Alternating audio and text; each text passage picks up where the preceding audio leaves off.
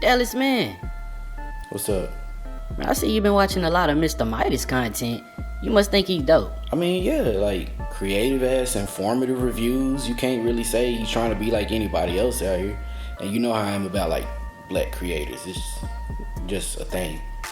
Wasn't you trying to plan a trip to the UK to mess with some of those content creators? Yeah, but you know, this COVID life, I guess I gotta try and connect with them online. Well, what if I told you he was on Discord waiting to chat with you right now? Wait, what? For real?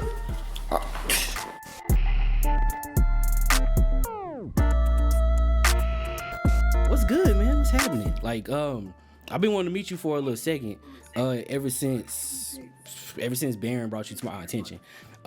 It's crazy because I didn't think that many black people was in this space. Like, I didn't know until recently that there was that many black people in this space, like domestically, let alone on the other side of the water. So, like, what's been your experience with meeting black creators? And have y'all just always been like a tight knit group of UK or what? No, to keep it a buck, like, so my background is music. I was actually a dancehall artist for years. That was like always the plan. And like, we don't have that many big gaming channels in the UK. So like, when I used to watch my gaming stuff, I would be watching the stuff that most people in the States are watching. So I'm watching the IGNs, I'm watching GameSpots, I'm watching Nintendo Voice Chat, I'm watching Kind of Funny, like all of those big platforms, just like, and I love all of those platforms, and I think they're insightful, and I think the media they do is incredible, but no one was black, fam. And I'm like, how comes no one looks like me? And I know everyone around me games. So like, all my brethren, all my friends around me, we all have consoles, we've all banged video games. So why are we not being seen? And I'm one of those, I just got to do it. You get me? Just go and get it done by any means. So I was like, you know what? If they're not going to put man on the platforms, I'm going to create my own platform.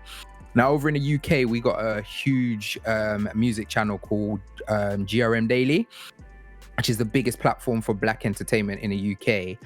Similar to like when WorldStar was popping. Obviously, WorldStar's dead now. And I approached them with a gaming show idea. It was just like, do you know what? Let's do this show and let's like let our faces be seen. They didn't know about gaming, but they loved the idea. I knew about gaming, and then we kind of think. So when I started, I didn't see no one in the space other than there's a couple youths who were doing it, but they were doing like that kind of almost emulating that kind of cockney kind of white boy behavior rather than just being like the man them.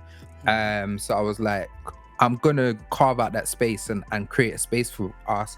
And it's funny because while I was carving out that space, other people were doing it as well. So like, after like 3.5 years of being in the industry, like, I was lucky enough that I got invited to like big places. So I would go to like the Joystick Awards, which is the longest running video game awards ever. And if I see a black person in the room, I'm gonna go and talk to them because I can't be the only black in the room. Like, let's talk, let's connect. And that's always been my MO, and that's how I was able to link up with people like Black Girl Gamers, Saga. So yeah, we're all just trying to carve out our thing, fam, and just amazingly, we all worked, pushed not as far as we can, but just kept on pushing, all connected with each other, and strength in numbers, innit? So we're just like, all right, let's see how we can help each other. So that's kind of where it is. Like, I didn't even know there was anyone else there, and now we're just all trying to change the game. You mentioned like the other people out here you mentioned are people that I've seen. Like around the same time I heard about you, I also, heard about Saga. Also, I think I heard about Black Girl Gamers just a little before. I think that's the first person set or group of people that I heard of. And then the Nerd Council right after that. And it seemed like everybody knows each other. And here I am out here, not even being able to go to conventions. Like I would go to PAX and QuakeCon and all of that, and I like go out of my way to find black people. And it seemed like the only ones there that were really interested in being in the industry or actually like doing the work came with me. I think one of the benefits that we have is obviously the UK is small. Like where we're based, like we're based in London, which is the main place where everything gaming happens. That's tiny, so we're all kind of congregated in one small space. So it's easier to connect. But to be honest with you, like I just like talking to people, so I've connected with gamers globally just because I'm about getting stuff done. You feel me? Yeah, I appreciate that there's even people out here like that. So that being said, along with the whole UK thing, like, so I realized that we have, like, with level 1, there's like a lot of people from the UK that support us. A lot of black people, they just like me, happy to see other black people in this space.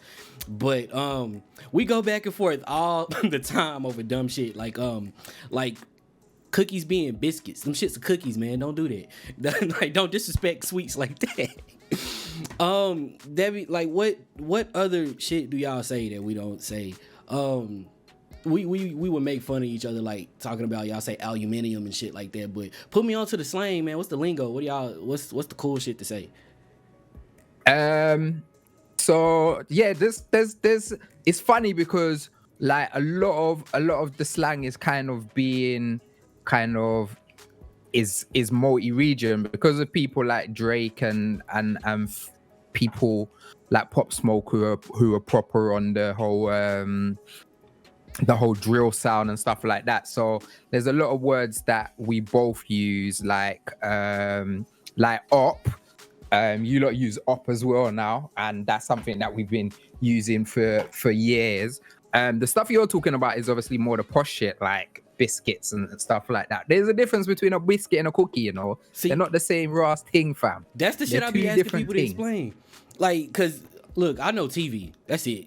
I know the shit I watched growing up. Like, just being real about it, I know the shit that I watched growing up, and up until 2020, late 2020, early 21, I never even had a chance to sit down like this and have a conversation from where I'm not from. So, like, I know I sound ignorant, but you gotta kind of explain the shit to me. That said, the important part, the whole reason that I even wanted you here is because your content is fucking fire. The vibe that I get is that you are of the same philosophy that I am, that it's supposed to be fun first.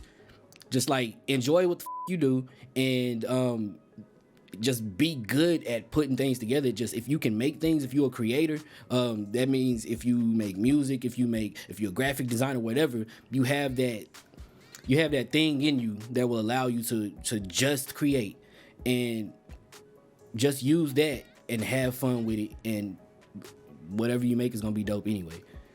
Yeah, that keyword create is so important. That's what we are. We're creative beings. And I think a lot of people get so caught up in the numbers and the subjectives and who they're going to and keeping up with trends. It just becomes trash, fam. Like, man, them just be creative, be amazing. Like, black people, we've got like this next level melanin that allows us to think and see stuff in a whole different atmosphere. So yeah, man. But you know what, talking about creative, I've got something for you. Yeah just something for you that just to represent, car obviously I'm on you lot's thing, so to come and represent for Dallas, man. You get me? Oh shit, hey, that's the homie Trunks. Already, man. Say hell yeah. Look, I'll show you this. Hold up. So it's funny because we talk about Chris, my Funko Pop. His name is actually Chris because that's the character that Daniel Kaluuya played in Get Out. And Fame will make fun of me all the time talking about I'm him. Or like when Queen and Slim came out, he'd be like, oh, well, we ain't got to ask what happened in the movie Dallas. No spoilers. Like, that being said, man, like, I don't know.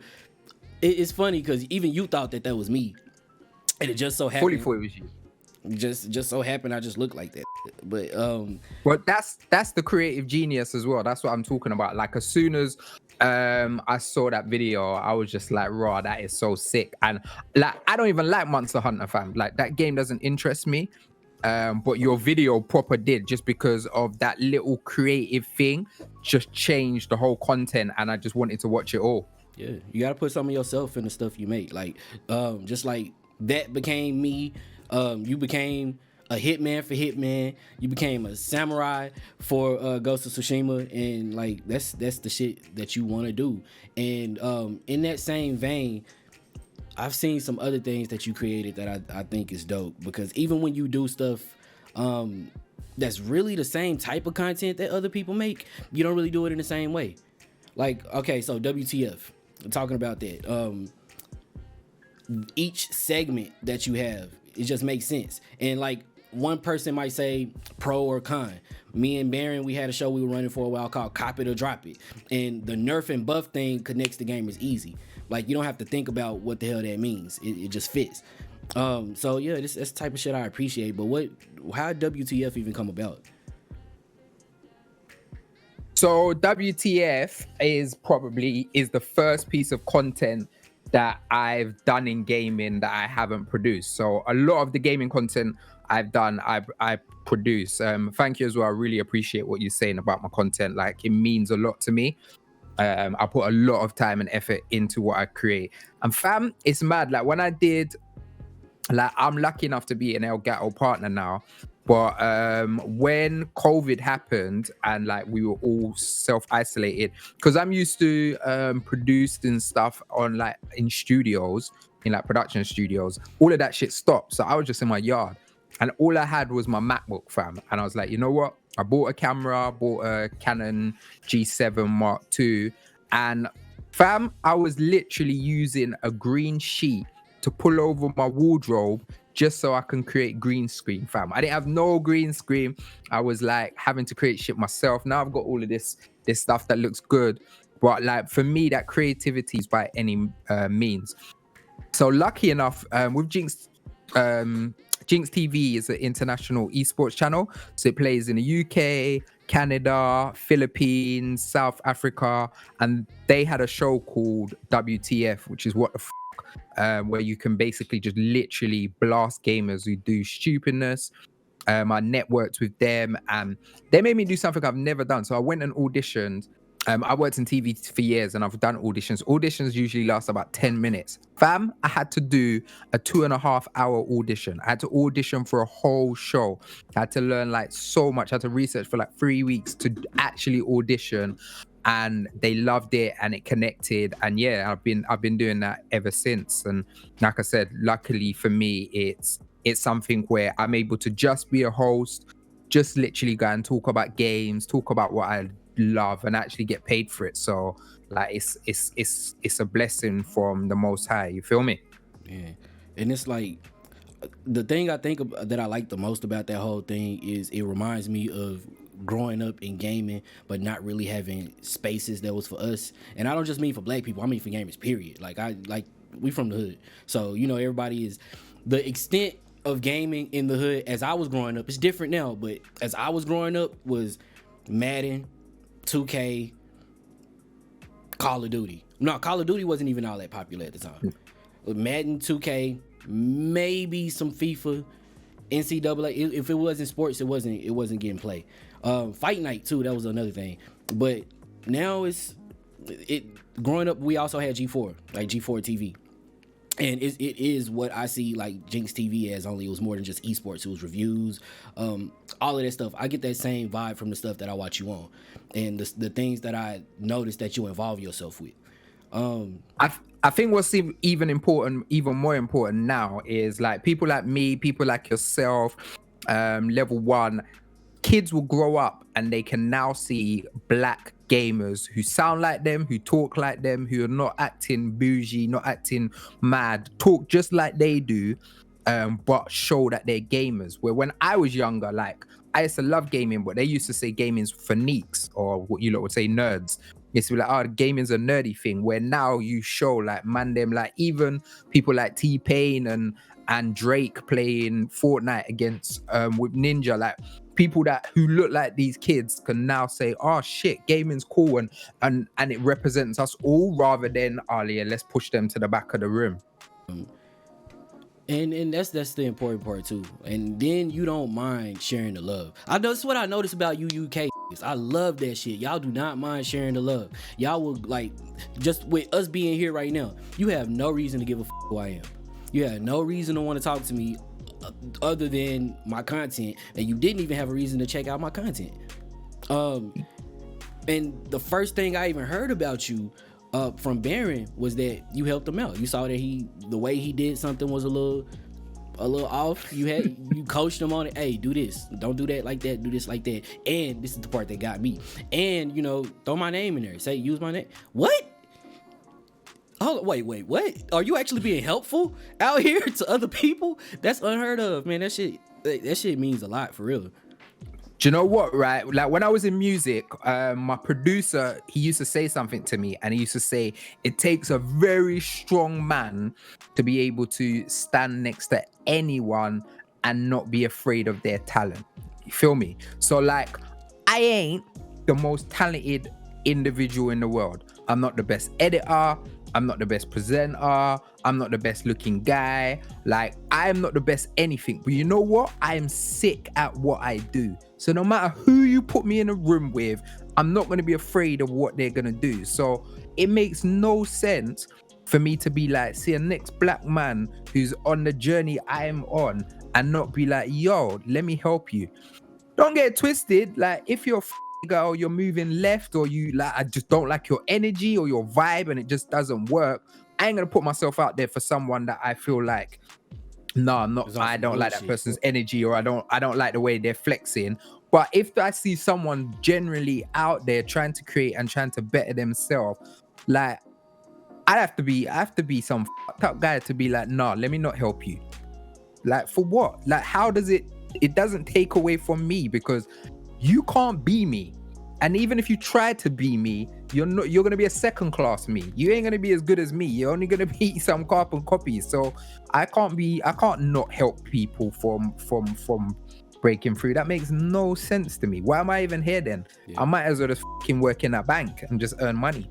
And then it goes all back to just being a fan of this shit. Like, if you like it, then you want to see more of it happen. You want to see more of it be created. Really, if I was the only one out here making dope shit, it kind of be pointless to do it. Like, I'm a fan, so I want to see you do better and better shit. And besides that, that's how we grow. Like, that competition shit is real. Like, if I didn't, I wouldn't be a good lyricist if I wasn't in competition with other good lyricists. Yeah. Some of Wayne's best verses was when he started working with Drake, because no other lyricist he was in the studio was pushing him like that. Like, Drake was pushing him to a way he was like, oh shit, I gotta go in. Where sometimes when he was with his standard crew, like he weren't being pushed like that. You get me? Like, bling bling. They weren't pushing him like that. He was the one. He was the golden boy. And so, yeah. And he got good when he decided, all right, I'm going to get rid of all my old stuff. We're going to start from scratch, and I'm going to put myself in circles with people like Gilly, or people like Dipset. I'm putting myself in circles with people that I know are cold, and it's going to make me get my shit together. Even better, yeah. Yeah, it's like that, though. Now, we talked about, like, sort of earlier, like, the change in how we had to deal with shit. And you mentioned that with COVID starting, and you not having the option to be in the studio as much, you had to, grab your camera, grab your Mac, and make that shit happen. How's that adjustment process been? I was mad, fam. So, like, I announced my job at Ginx TV at the beginning of the year in January. Started filming. I produced a sick piece of content for GGR and Final Fantasy VII Remake. And then in March, everything stopped. Production studios, like, we have to close down. The government was like, everyone's got to self-isolate and work from home. And for me, like, I'm not a YouTuber. Well, I am now, but I wasn't a YouTuber. I wasn't a Twitch streamer. I didn't have no setup at home. Like, everything I did was on set. So I literally only had my MacBook Pro that I bought 2 years before, and I bought a cheap light off Amazon, and I was just like, for the first 2 weeks, I was just playing games. I was just playing games every day. And as much as I love video games, I just started feeling like stuck. I was like, I need to create. So I started a podcast called Too Many Games and Not Enough Time, because gamers always complain there's so much games and not enough time to play them. You got all this time on your hands now, you got time to play. For real. So I just started reaching out to people that I know in the UK, and like not even specific people that are known for gamers, but people that are kind of big within the scene. So there's a guy called Gadgets Boy who's really big when it comes to gadgets.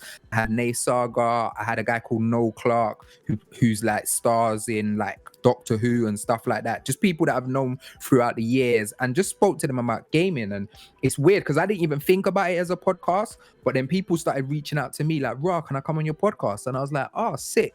And then I was like, you know what? Got to invest in myself. I've got a little money in the bank. Let me buy a proper camera. Let me buy a couple stuff. And then I just started buying stuff in my own home, and then just started creating my G. Like it almost took me back to the roots of, you ain't got no fancy cameras. You ain't got no cameraman. You ain't got no editors. You got to do it all yourself, and you got to kind of relearn how to do yourself.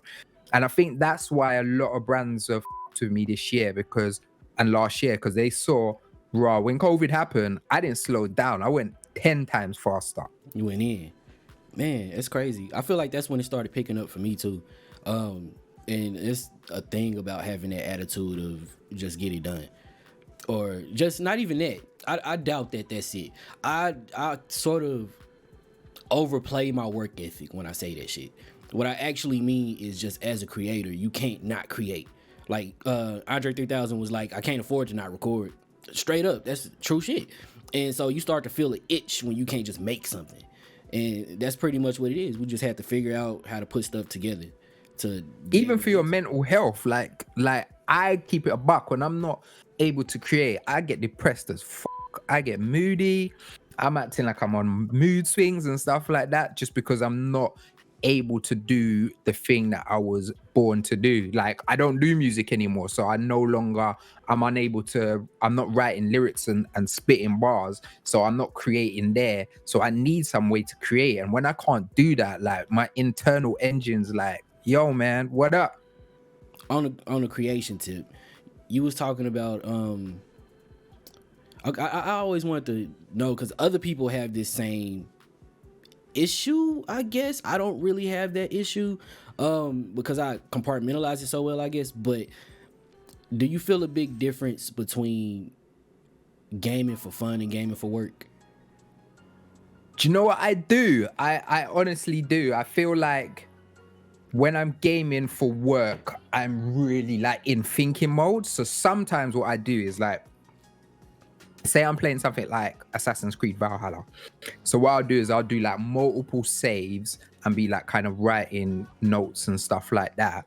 And then when I'm ready to do my review, I'll get my capture card and I'll go back into those saves and capture that footage, where I feel like if I'm just capturing the whole time, I'm always thinking of being in work mode rather than just enjoying the gaming experience. What I try to do now with my content is cut out anything that's not about just having fun. Like, I try to, my overall goal in life, like my biggest career goal ever, is to be paid for what I do for free. And in that, a big tenet of making that work is not turning it into work. So, like, I create because I can't not create.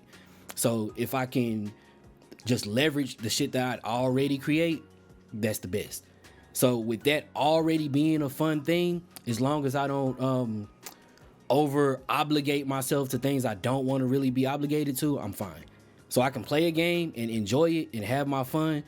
Even if I'm reviewing it, I can play a game, enjoy it, have my fun, and then come back to it. Then come back to like actually creating content, and not look at it from the lens of, oh, I need to make sure I hit this point, that point. I need to make sure I get this footage. I can just enjoy it. And in the back of my head, I might be grabbing certain points from, like, I might be knowing that I need to capture a certain thing, but I just don't overthink it. Yeah, I think because I was listening to 50 Cent's podcast the other day, Hustle Harder, Hustle Smarter. And one of the things that become difficult for human beings are so good at adapting. Like, we adapt so quickly, and sometimes what happens is, as people, the stuff that we ask for it starts to become normal for you. So like when I never had a gaming chair in my life, and then I got a gaming chair sent to me, and I was so gassed and I was excited. But now having a gaming chair is normal, and then if my gaming chair lever starts getting stuck, I'm gonna get frustrated. I'm like, oh, why is my gaming chair doing that? Where I need to remember, there was a time I never had a gaming chair, you know, and I asked for this. I asked the universe to give me this. So like the few issues that come with it, go with it, and I just have to check myself sometimes. Like sometimes I just got to G-check myself, and like stop moving like an idiot. Yeah, really though. It was. I tell myself that sometimes too. Like there was a time I would have, a different me would have hurt me to have what I have. So, like you kind of gotta put it in perspective, and that's a good way to think about it. You mentioned that like you don't rap no more. Like is that just out of necessity because now you don't have enough time to do it, or you just not with the shits no more with the rapping shit, or? So it's mad because like that 50 Cent audio book I was listening to the other days made me change how I used to verbalize this. So I always wanted to be the biggest dancehall artist in the world. Like I was doing it for years, a good 10 years. I traveled to like Gambia, Atlanta, bare places. And I worked on the best project of my life, took like 3.5 years. And then when it came out, my whole team left me, and it was just like a bad place, and things just got all messed up. And then what happened was, obviously you got them over there, Universal Records. Universal Records called me in to the label, but they called me in to produce some gaming content for them. And it was so surreal. Like I was sitting in Universal Records, I had my Nintendo Switch there, and I was like, I've never been called into Universal Records in my life. And the first time I'm being called in is for this gaming thing. I was like, you know what? I'm just putting everything into this gaming thing, you know, I'm just putting it all in. And then I changed all of my handles from Mr. Midas Music to Mr. Midas Games, and I just put everything in. I just jumped in with both feet, and I was like, you know what? This seems like this is God's plan for me.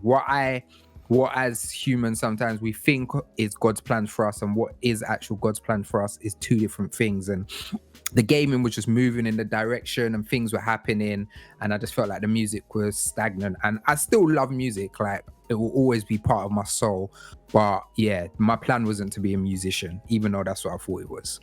But I wasn't a rapper, I was actually a dancehall artist.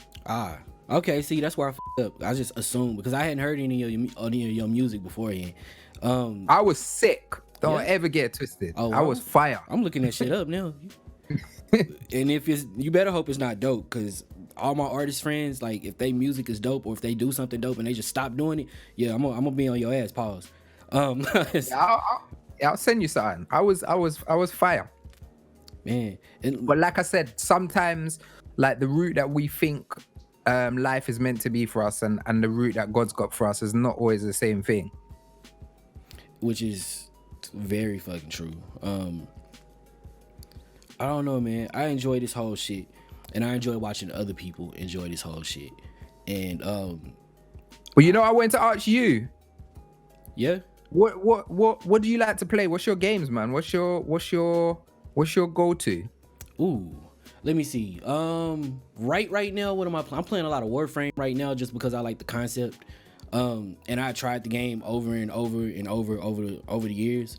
And it seems to hit now, especially since I'm playing it on PC and the load times are like that, and it just feels a lot better to play than it used to. So I'm really into it.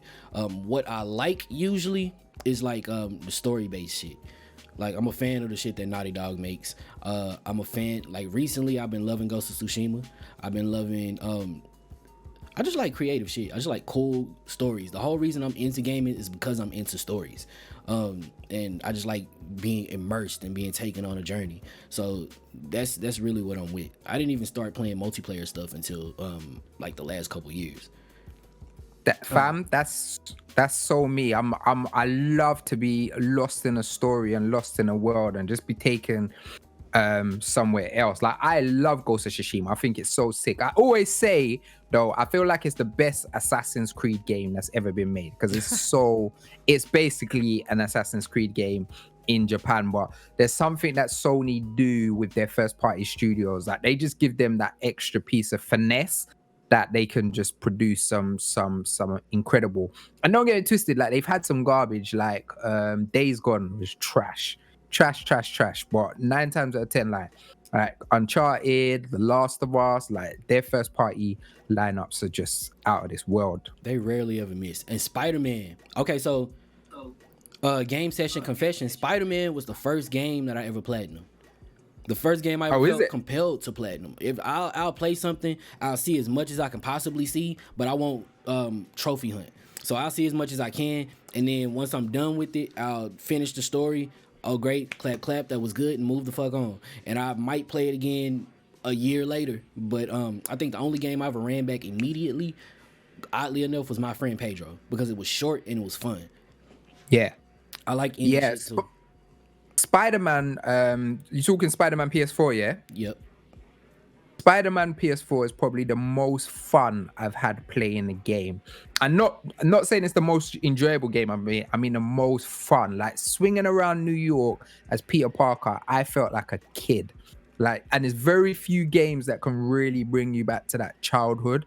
And like, oh, it was so sick. I got to play it when I went out to E3, and I was just blown away. I was just like, this actually feels like Spider-Man. And you know, like the old superhero movies were dead, and then Marvel really kind of made superhero movies a great thing again. That's what that Spider-Man game felt for me. It felt like the first incredible superhero game. Hey, bro, and I like the Batman Arkham games too. I don't want to interrupt you, but I'm from America. I feel a little trauma when you start talking about making shit great again. Like, you can't be doing it. Like, hey, I noticed we had something in common though. One of my favorite series is Zelda. Like, I'm with that shit. And like, anytime I see other, as a matter of fact, you probably can see, I got the Master Sword tatted on my arm. You can't really see it. Jeez. All right. We've connected, yeah. Link is my don. Like, I've got bare Link statues around. Like, The Legend of Zelda. The Legend of Zelda is the reason why I'm a gamer. Like, I got to play Link to the Past, and that kind of taught me about stories. And then when I played Ocarina of Time on the N64, I was like, oh my good, is this what a game could be? And I always remember being young Link, spoiler for anyone who ain't played Link to the Past, and pulling out the Master Sword and then becoming an adult. And I was like, oh, so I was getting mad. And at the time, it felt like you had 2 games. Like, it was a whole nother game. Yeah. Incredible. And then even down to like when you rescue Epona, like you know when you can only ride around in the yard and then she jumps over the wall and you're like, I'm out this man. For real. And it was like, I don't know what people think the origins of open world games was, but Zelda was the origins of open world games. Yeah. And even down to like the original Zelda that I didn't play. Like, I didn't play Zelda 1 or Zelda 2. The first one I ever played was Link to the Past. And even like the original OG Legend of Zelda, that was like so open that with Breath of the Wild, that's why Breath of the Wild is the way it is because they tried to create that whole that proper open world. And even Breath of the Wild is just so special. Like, I just finished Age of Calamity. Have you played it? I haven't. So good. I don't even like Warriors games. Like, I'm not interested in Warriors games. It's so flipping good because it feels like you're in Breath of the Wild Hyrule. That's what I said about Hyrule Warriors. See, I haven't played Age of Calamity. I know I probably don't have to beat Hyrule Warriors to play Age of Calamity, but another game session confession, I actually haven't finished Breath of the Wild. I have not seen the credits on Breath of the Wild yet. Is that just because you just getting too lost and enjoying the world and you don't want it to end, or you just put it down? A little bit of both. At first, I was just loving exploring and finding stuff and solving shrines and shit like that. And eventually, I got open world fatigue because every game I've been playing had been basically that. I think with games like that, sometimes the good thing about Breath of the Wild is you can just go to the end. So if you ever get to that point where you're just like, I can't do it, just finish it. But I would say, even if you're not going to play Hyrule Warriors, forget Hyrule Warriors, Age of Calamity, I would say go and watch the videos online, because there's a whole story in there. That Breath of the Wild story was really missing, and that was like probably the weakest thing about it. And it's got such a strong story in Age of Calamity that I would just watch the videos if you're not going to play it. I can dig that. Actually, truth be told, I'd probably finish Age of Calamity before I finished Breath of the Wild. Yeah, Breath of the Wild. I really just did that. But yeah, you get what I'm saying. On the side of that, another series I'm really a big fan of is Metal Gear. I'm a Kojima fan, period. I think we need more auteurs in gaming, like more real artists that just kind of eccentric. I love Kojima, but I hated Death Stranding. Oh yeah? Yeah. What? I'm like, fam, why do I want to work for UPS? Like, I'm not about that UPS. Like, it was basically some horror UPS man. I wasn't about it.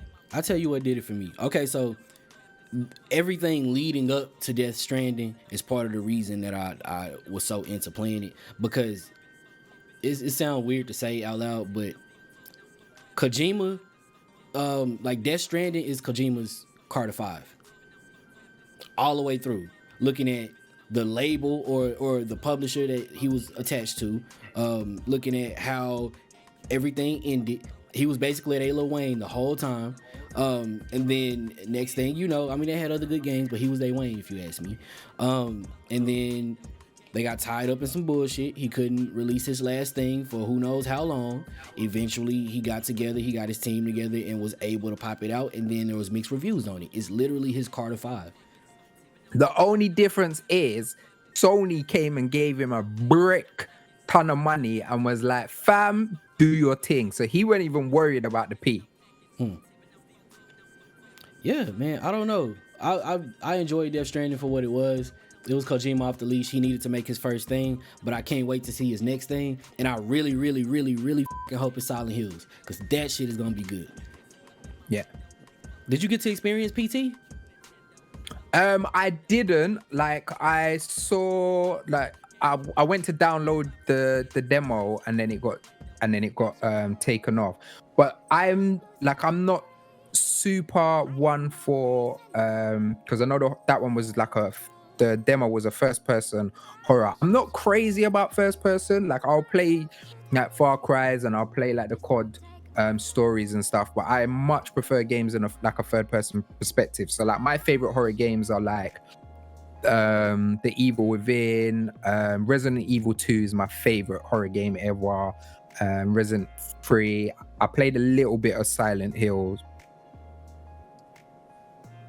The original Resident Evil, like watching somebody else play that as a little kid, like I always liked video games. I was always going to play video games my whole life, but actually watching somebody play through when I was little, the original Resident Evil on PS1, that's what made me decide that I would be in video games in some way for the rest of my life.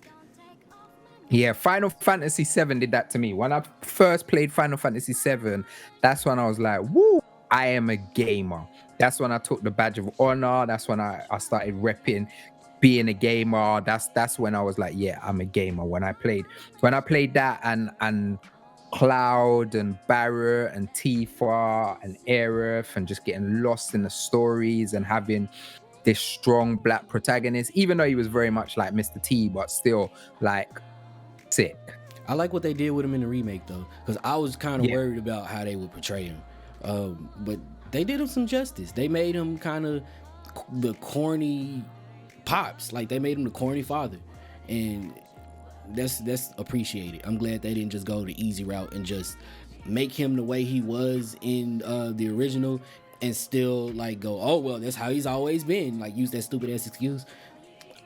I feel like they did that with all of the characters and the world. I feel like they really, I'm so glad that Final Fantasy VII Remake didn't come out 3-4 years ago, because it wouldn't be the game that we played last year. Like, they really was like, if we're going to make this, we're going to make this proper. We're going to really delve into who these characters are, what their represent is, because a lot of people who didn't even know about the original game, they first played it and they was like, raw, Barrett's a bit of an arsehole. Why is he moving like this? But then they saw like how much he loved Marlene and how much Avalanche meant to him and how much he cared for Tifa. And it really opened him up as a human, which is what you need from characters. Yeah, it shit felt good to play. It felt good as a story. And it was a really important thing for Final Fantasy to not lack in the narrative department, especially as one of the most well-known JRPGs to ever exist. And they didn't miss. Like, they delivered. I appreciate that shit. You can let me know if this is a case of me thinking you might be more important than you actually are. But explain to me the BAFTA Games shit. Like, talk to me about that. I know you didn't go this whole time without flexing that whole shit to me. Like, what's up? So the BAFTA Awards is like the most prestigious awards in the UK, and they've got a gaming division, and I was able to connect with them a couple years ago, sat down with the team. They put me on a BAFTA jurors. So on most game awards, you get jurors who play the games, and then they basically decide who's going to win. So I was able to be on one of that. And then speaking to them and networking, they actually put me up there to give out an award, which is mad because you don't even really see black people at the BAFTA Game Awards, more or less, to have them on stage. So it was so dope. And it was mad because I went with like one of my good friends, Marcus Bronzy, and like Nay Saga and Nerd Council and all of that. And I didn't even tell anyone that I was actually giving out an award because I wanted everyone to feel the impact of the surprise. And I wanted everyone to see me up there for the first time and be like, look, we're here. Like, you have to represent us. Like, there's no hiding us. Yeah. Like, we're kicking through every single door and making our way to the top. And that's what we're here, man. That's what we're here to do. Take out every door and make our way to the top, my G. Man, hey, there ain't shit I could say that would be better than that statement right now.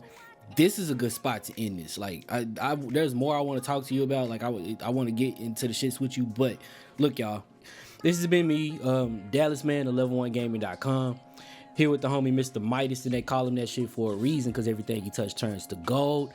And that's it, man. We out. Peace. What else